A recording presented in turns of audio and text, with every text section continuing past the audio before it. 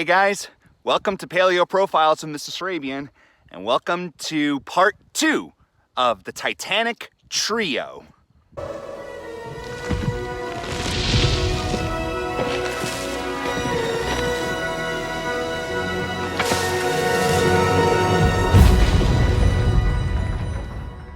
You guys fans of Jurassic Park? Of course you are.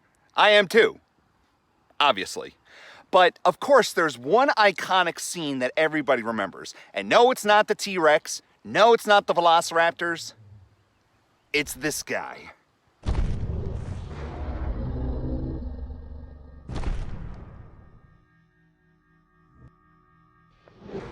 Brachiosaurus, one of the tallest dinosaurs that has ever lived. You don't get a full appreciation for its size until you get close. Let's go.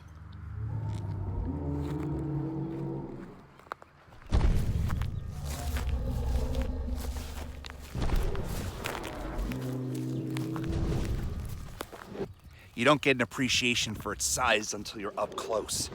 50 feet tall. To put that into perspective, that's like getting into the ground floor of an office building and then going up at least 5 floors until you can hit the top of his head.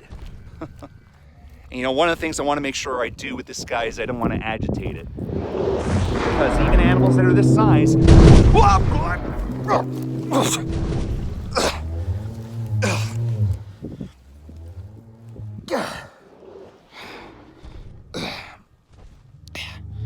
Well, that was a pretty dumb thing to do. I guess got a little too close.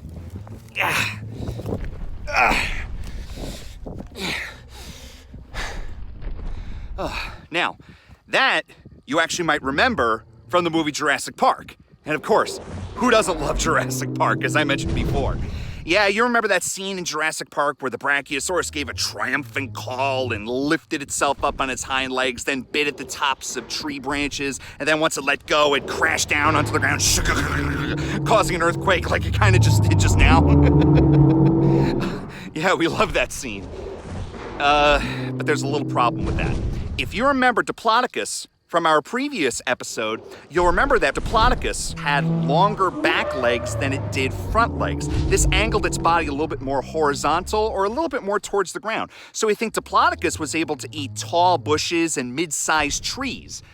Brachiosaurus had the opposite situation. His back legs were a lot shorter than his front legs. His front legs were practically about 20 feet off of the ground, and his back legs were about 10 feet long, which basically means his body was completely angled more vertically. This gave him a greater ability to go after tall tree branches and tall needles on the tops of trees. We actually think this actually might be an example of animals specializing with each other. So this way, Brachiosaurus and Diplodocus, especially because they lived roughly around the same place at the same time, they didn't have to compete with each other for food, which was actually quite effective. But now comes the problem.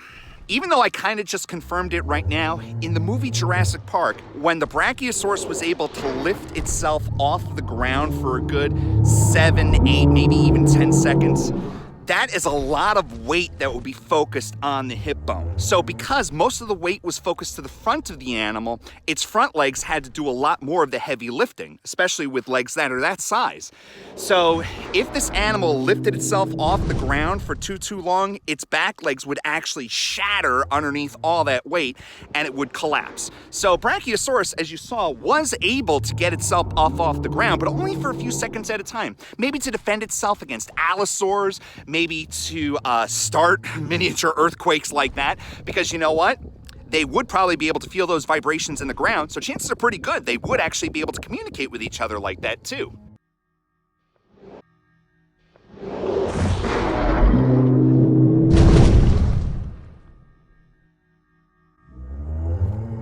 I tell you, I could just stand here for hours looking at Brachiosaurus. It is gorgeous. It is beautiful.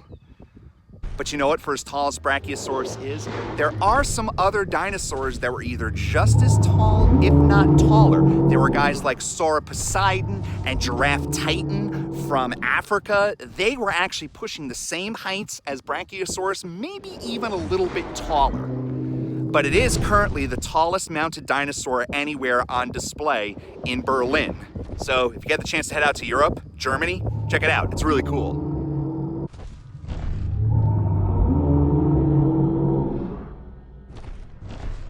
And as heavy as Brachiosaurus is, this isn't even the heaviest. Come back next time where we go to episode 3, the heaviest dinosaur that has ever lived. This is Mr. Srabian for Paleo Profiles saying stay healthy, stay safe.